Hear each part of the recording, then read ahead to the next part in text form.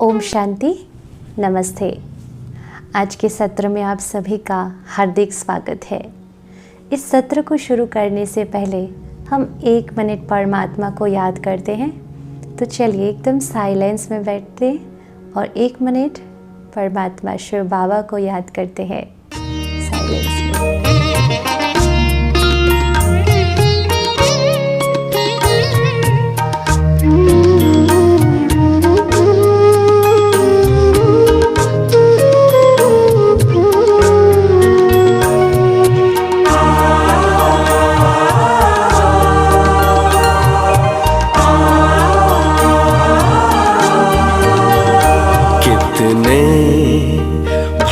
भाग्यवान हम, भगवान हमसे मिलने आते।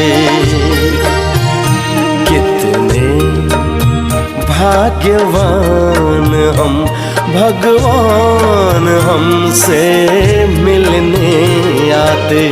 अपने जैसा हमको बनाने, अपने जैसा हमको बनाने मीठी मुरली रोज सुनाते। कितने भाग्यवान हम, भगवान हमसे मिलने आते।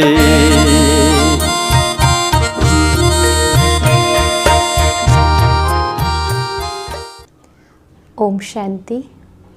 पिछले 7 दिनों से आपने जो परमात्मा का सत्य ज्ञान सुना, 7 डेज का राज योगा मेडिटेशन कोर्स किया, उसके बाद भी एक सवाल होता है कि अब आगे क्या, अब हमें क्या करना है। तो स्वयं को बदलना यही सत्य ज्ञान है और उसके लिए नित्य हर रोज़ परमात्मा ज्ञान को अपने अंदर भरते रहना और राजयोग का अभ्यास करना, पॉजिटिव कंटेंट ही कंज्यूम करना बहुत आवश्यक है। एक दिन योगा कर लेने से या मेडिटेशन कर लेने से या एक दिन ज्ञान सुन लेने से एकदम से सुधार नहीं आ जाता है। जैसे कीचड़ से भरी हुई बाल्टी है, बहुत सारा कीचड़ है, अब उसको खाली करने के लिए, वो गंदगी बाहर निकालने के लिए हम अपने हाथ गंदे नहीं करेंगे। उसको शुद्ध जल के नल के नीचे रख दें, शुद्ध जल उसके अंदर भरता जाएगा, वैसे वैसे वो कीचड़ा अपने आप बाहर निकलता जाएगा और एक समय आएगा कि बाल्टी पूरी जो है वो शुद्ध जल से भरपूर होगी। बिल्कुल वैसे अपने अंदर जो कमी कमज़ोरियाँ हैं, ऐसी बुरी आदतें हैं, उसको निकालने के ऊपर कार्य नहीं करना, परंतु परमात्मा ज्ञान को भरते रहना है। तो हमें अभी क्या करना है, हर रोज़ परमात्मा ज्ञान स्नान और राजयोग का अभ्यास करना है। इस ईश्वरीय विश्वविद्यालय में ये साप्ताहिक कोर्स करने का इम्पोर्टेंस तभी माना जाता है जब हम नित्य ज्ञान सुनना शुरू करते हैं। और इस ज्ञान को मुरली कहा जाता है। आप सोच रहे होंगे कि ये कौन सी मुरली की बात है, तो ये कोई कास्ट की बजाने वाली मुरली नहीं है। परमात्मा शिव निराकार ने जब ब्रह्मा बाबा के तन का आधार लेकर जो महावाक्य का उच्चारण किया, उस महावाक्य को कहा गया मुरली। और वो महावाक्य इतने ऊंच और श्रेष्ठ होते हैं कि जिसको सुनकर हर एक रूह को राहत मिलती है। मन में कोई समस्या है, कोई क्वेश्चन चल रहे हैं, जीवन की कोई समस्या आई है, तो उसी दिन परमात्मा की महावाक्यों में ही, उस दिन की मुरली में ही आपको समाधान मिल जाता है। ये मुरली की बहुत विशेष बात है। नित्य मुरली पढ़ने से माइंड की स्टेबिलिटी, व्यक्तित्व का विकास होता है, हमारे व्यवहार में परिवर्तन आता है, दिव्य गुणों का संचार होता है, क्योंकि हर रोज़ की मुरली में परमात्मा हमें रोज़ रोज़ डायरेक्शन देते हैं कि अपने जीवन को कैसे जीना है, जीवन जीने की कला सिखाते हैं। और मुरली के महावाक्य सुनने से व्यक्ति को जैसे कि एक दर्पण मिल जाता है। दर्पण में जैसे हम अपने आप को स्पष्ट देख सकते हैं, बिल्कुल वैसे हमें समझ में आने लगता है कि किन चीज़ों में हम परफेक्ट है और किन चीज़ों में अभी परफेक्ट नहीं है और बनना है, कमी कमज़ोरी है। तो मुरली में जो डायरेक्शंस आते हैं परमात्मा के, उस डायरेक्शन पर चलकर, श्रीमत पर चलकर उन कमी कमज़ोरी या विकारों के ऊपर कैसे जीत प्राप्त करनी है, कैसे उसको दूर करना है, ये मदद मिलती है। आज तक हम क्या करते आए, औरों को सुधारने की कोशिश करते आए हैं, परंतु परमात्मा हमें कहते हैं पहले स्व परिवर्तन करो। स्व परिवर्तन से विश्व परिवर्तन होगा। मैं अपने आप को सुधारूंगा, मेरा मन ठीक रहेगा, तो मन ठीक होने से मेरे रिश्ते ठीक होने लगेंगे। रिश्ते ठीक होंगे तो फिर the world will be in the smooth energy.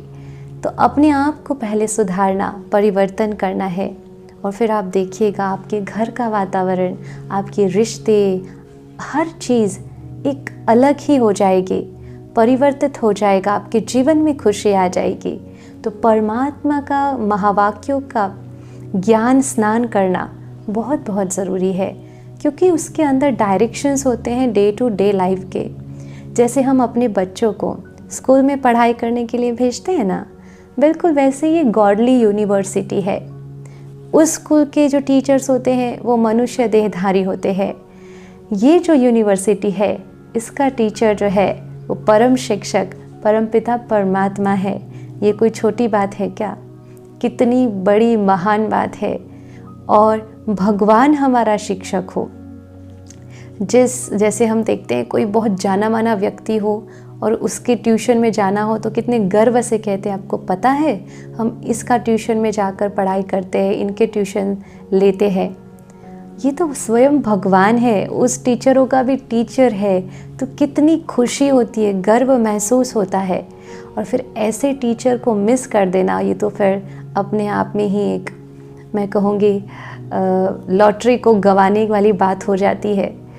तो जिस यूनिवर्सिटी का शिक्षक स्वयं भगवान हो और वो नित्य हमें पढ़ाता हो, वो एक एक दिन कितना मूल्यवान, एक एक दिन के ज्ञान की पॉइंट्स कितनी मूल्यवान होगी, आप समझ सकते हैं।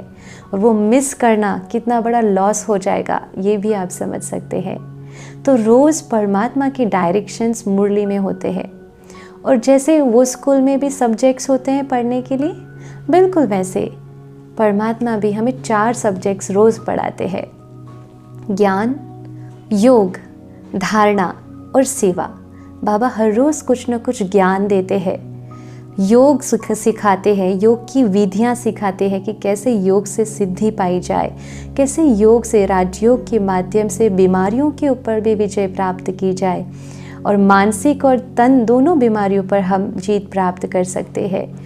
फिर बाबा धारणा यानी कि क्या करना चाहिए, क्या नहीं करना चाहिए, ये सिखाते हैं। पर चिंतन नहीं करना चाहिए, हर्षित मुख रहना चाहिए, किसी के साथ व्यर्थ चिंतन नहीं करना, व्यर्थ बातें नहीं करना चाहिए।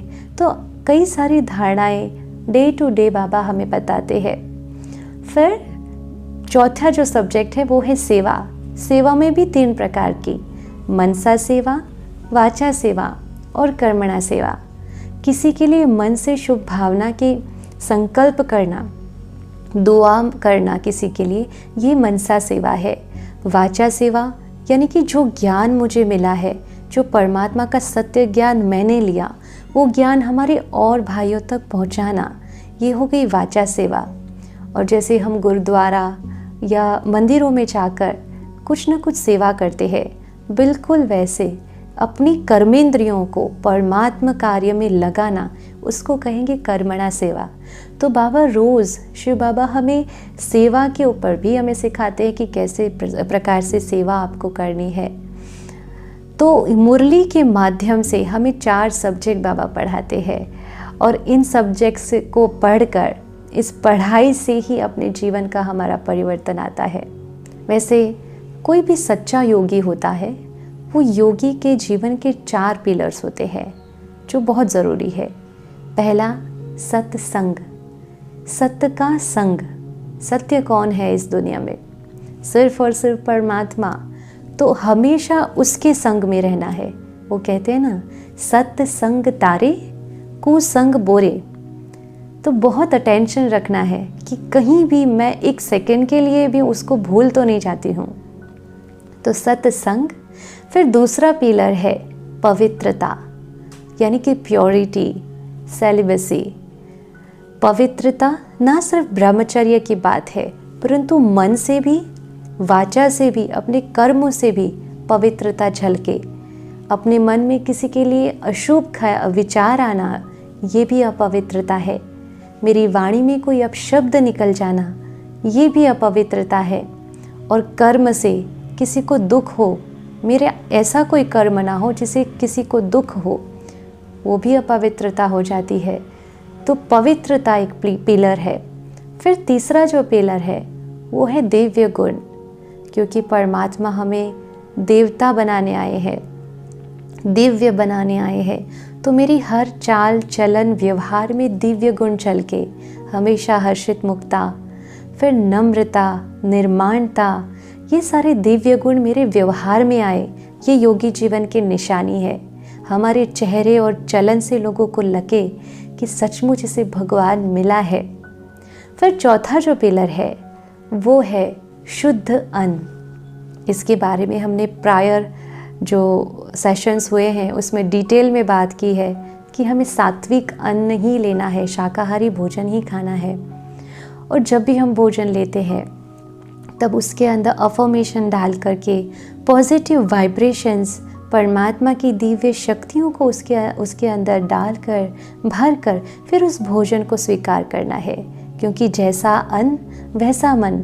पानी या जूस भी पीते हैं तो 10 सेकंड पॉज करके उसके अंदर बहुत प्यार से परमात्मा की शक्ति को भरना, चार्ज करना और फिर उसको अंदर जाने देना है।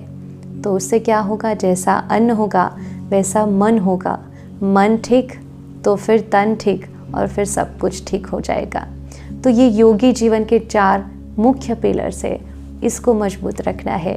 तो ज्ञान स्नान, राजयोगा और योगी जीवन के लिए 4 स्तंभ, अगर इसको लेकर हम चले तो जीवन में कोई भी परिस्थिति आ जाएगी तो भी वो बैठा है, वो सदा का साथी है, हर कर्म का साक्षी है।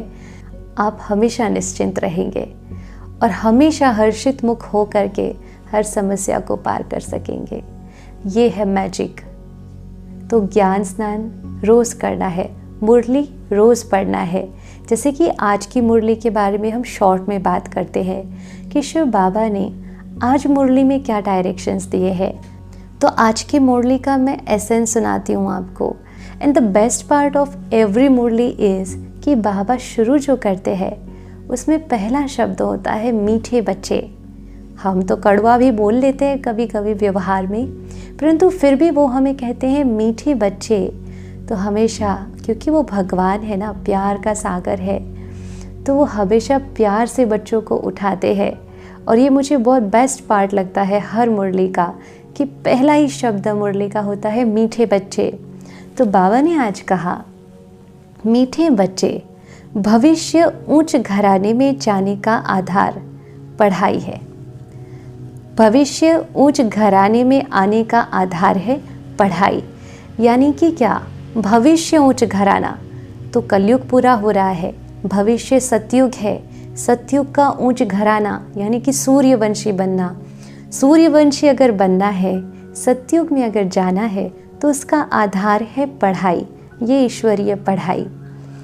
इस पढ़ाई से ही तुम बेगर टू प्रिंस बन सकते हो। अभी भले कितना भी धन है, परंतु परमात्मा को अगर नहीं जानते हैं, धनी को अगर नहीं जानते हैं तो निधन के है। इसलिए शिव बाबा कहते हैं कि इस पढ़ाई से परमात्मा को जान लिया, रोज़ ज्ञान स्नान करते हैं तो बेगर टू प्रिंस बन सकते हो। यानी कि सतयुग की दुनिया में आप जाएंगे तो क्या होगा, बेगर टू प्रिंस बन सकते हो। फिर प्रश्न पूछा है, जैसे स्कूल होता है तो विधिवत पढ़ाई होती है ना, तो प्रश्न में ये बात पूछी है कि गोल्डन स्पून इन माउथ 2 प्रकार से प्राप्त हो सकता है। कैसे? गोल्डन स्पून इन माउथ यानी कि अथाह सुख 2 प्रकार से प्राप्त हो सकता है। कैसे? उत्तर दिया है बाबा ने कि एक भक्ति में दान पुण्य करने से। शिव बाबा कहते हैं 2 प्रकार से होता है। एक भक्ति में दान पुण्य करने से और दूसरा ज्ञान में पढ़ाई से। जब हम भक्ति में दान पुण्य आदि करते हैं तो उसका प्रारब्ध हमें एक जन्म के लिए मिलता है। जैसे कि कोई धनवान है बहुत, तो हम कहते हैं ना कि पूर्व जन्म में उसने बहुत सारा धन का सेवा दी होगी, किसी को धन से मदद की होगी, इसलिए इस जन्म में भी उसको इतना धन प्राप्त हुआ है। दान पुण्य किया होगा तो इस जन्म में धन है। कोई आरोग्य की सेवा पूर्व जन्म में की होगी तो इस जन्म में स्वास्थ्य अच्छा मिला है, ऐसा ऐसा हम कहते हैं। तो बाबा कहता है कि भक्ति में दान पुण्य करते हैं तो राजा या साहूकार के पास जन्म लेते हैं, लेकिन वो तो हो गया हद का, क्योंकि वो एक जन्म की प्रारब्ध है। अब सुनिए, तुम ज्ञान में पढ़ाई से गोल्डन स्पून इन माउथ पाते हो। कैसे बाबा ने ऐसा कहा? क्योंकि इस ज्ञान से हम जो अपना बैंक बैलेंस जमा कर रहे हैं, अविनाशी बैंक बैलेंस, वो चलता है सतयुग और त्रेता तक। यानी कि सतयुग और त्रेता की प्रारब्ध मिलती है इस ज्ञान से, तो वो 21 जन्मों का सुख हो गया। वो भक्ति में दान पुण्य करने से तो एक जन्म का सुख मिलता, परंतु इस पढ़ाई से 21 जन्म का प्रारब्ध मिलता। कितनी बड़ी बात हो जाती है। ये हो गई बेहद की बात। भक्ति में पढ़ाई से राजाई नहीं मिलती है, क्योंकि भगवान की तो पहचान नहीं है। भले दान पुण्य कर रहे हैं, भावना अच्छी है, तो उसका रिजल्ट के रूप में एक जन्म के लिए प्रारब्ध मिल जाती है, परंतु राजाई नहीं मिलती है सतयुग की। यहाँ जो जितना अच्छी रीति पढ़ते हैं उतना ऊंच पद पाते हैं। तो बाबा कहते ये पढ़ाई ही है आधार। जो बेहद का प्रारब्ध आपको चाहिए, ऊंच पद चाहिए, सतयुग में जाना है, तो ये पढ़ाई पढ़नी पड़ेगी। फिर रोज़ बाबा हम बच्चों को याद प्यार देते हैं, गुड मॉर्निंग करते हैं, नमस्ते करते हैं। कितना निरहंकारी है ये भगवान, जो हम बच्चों को रोज़ याद प्यार, नमस्ते, गुड मॉर्निंग करते हैं, और वो भी कितने प्यार से, मीठे बच्चे कहकर। तो बाबा ने कहा, मीठे मीठे सिकिलदे बच्चों प्रति माता पिता बाप दादा का याद प्यार और गुड मॉर्निंग। रूहानी बाप की रूहानी बच्चों को नमस्ते। तो हम भी तो भगवान को, शिव बाबा को रिस्पॉन्ड देंगे ना इस नमस्ते का। तो हम भी क्या कहते हैं?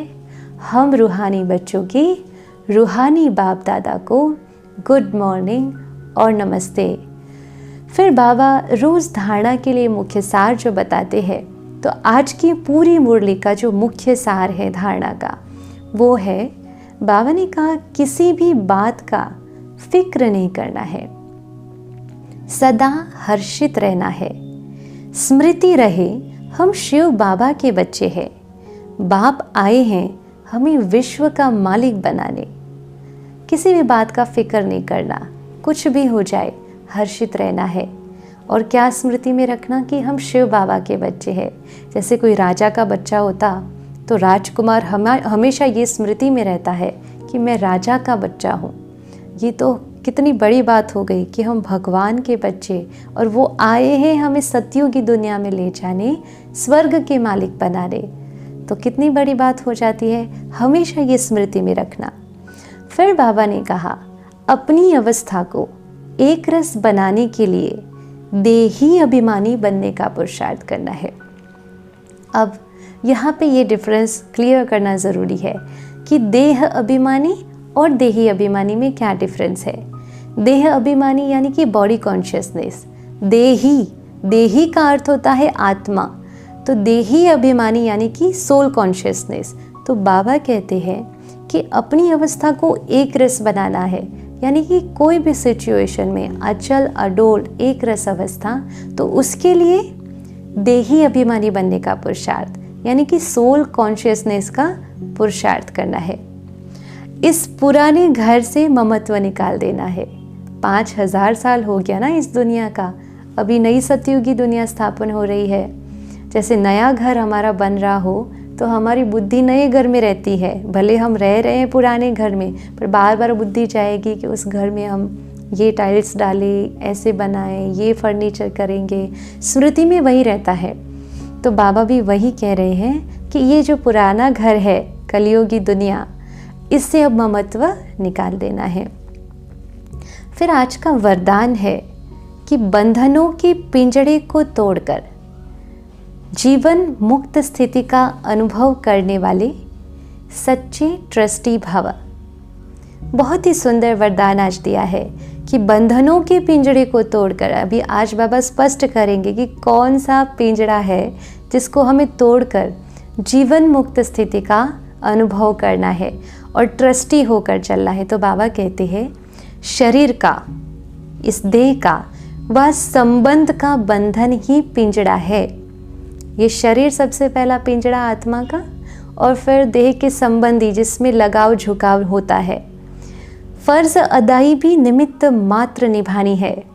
बाबा कहते हैं संबंध है, घर गृहस्थ में रहना है, सारी जो जिम्मेवारी है उसको भी निभाना है, परंतु निमित्त बनकर, लगाव में आकर, झुकाव में आकर नहीं, ट्रस्टी बनकर। लगाव से नहीं, तब कहेंगे निर्बंधन। जो ट्रस्टी बनकर चलते हैं वही निर्बंधन है। यदि कोई भी मेरापन है, ये मेरा बिजनेस, ये मेरा, वो मेरा, तो पिंजड़े में बंद है। इसलिए क्या करना है? तेरा तुझको अर्पण, शिव बाबा को सब अर्पण कर दो। अभी पिंजड़े की मैना से फरिश्ते बन गए, एंजल बना रहा है ना बाबा, इसलिए कहाँ ज़रा भी बंधन न हो। मन का भी बंधन नहीं, क्या करूं, कैसे करूं, चाहता हूं, होता नहीं है, ये भी मन का बंधन है। जब मर्जीवा बन गए तो सब प्रकार के बंधन समाप्त। मर्जीवा यानी क्या? जीते जी मरना, यानी कि रहना खुशी में है, मरना मतलब सैड वाली फीलिंग की बात नहीं है। जीते जी सोल कॉन्शियसनेस में रहना, इस देह भान में नहीं रहना, इसको कहा मर्जीवा। तो जब मर्जीवा बन गए तो सब प्रकार के बंधन समाप्त। सोल कॉन्शियसनेस में आ गए तो देह नहीं, देहधारी भी नहीं, ये बंधन समाप्त। सदा जीवन मुक्त स्थिति का अनुभव होता है। फिर बाबा ने स्लोगन में कहा कि संकल्पों को बचाओ तो समय बोल स्वतः बच जाएंगे। संकल्प को बचा लेंगे, जितना ज़्यादा संकल्प चलाते रहेंगे तो समय भी वेस्ट जाएगा और फिर वो यहाँ से भी निकल जाता है। तो बाबा कहते हैं संकल्प को बचाओ, इसमें बहुत पावर है। और ऐसा वैसा संकल्प आ गया तो फिर योगी के संकल्प सिद्ध हो जाते हैं। तो संकल्प भी सोच के करना और उसको भी बचाओ, तो बोल और समय स्वतः बच जाएंगे। ये थी आज की मुरली का सार।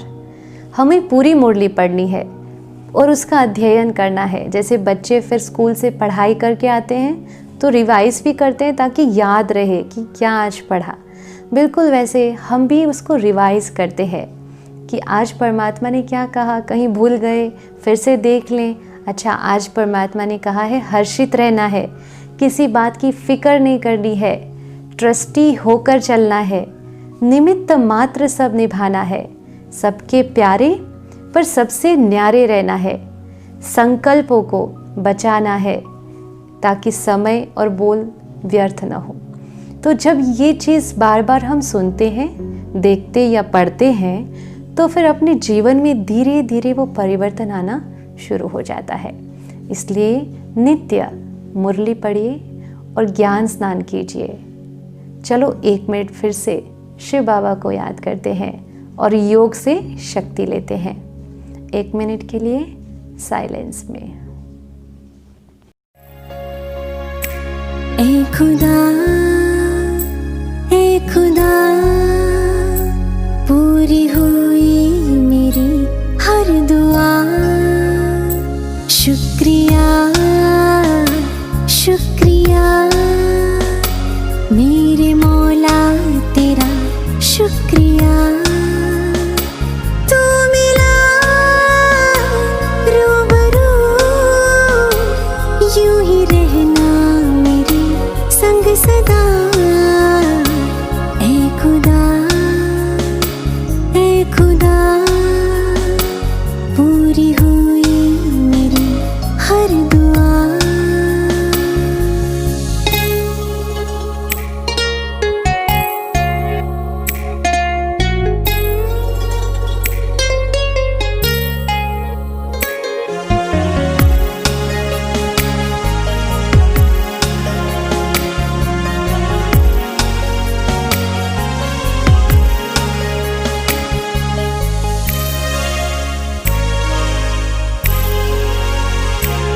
मुंतज़िर थे हम एक झलक को तेरी, पाया नूर रूहानी तेरा।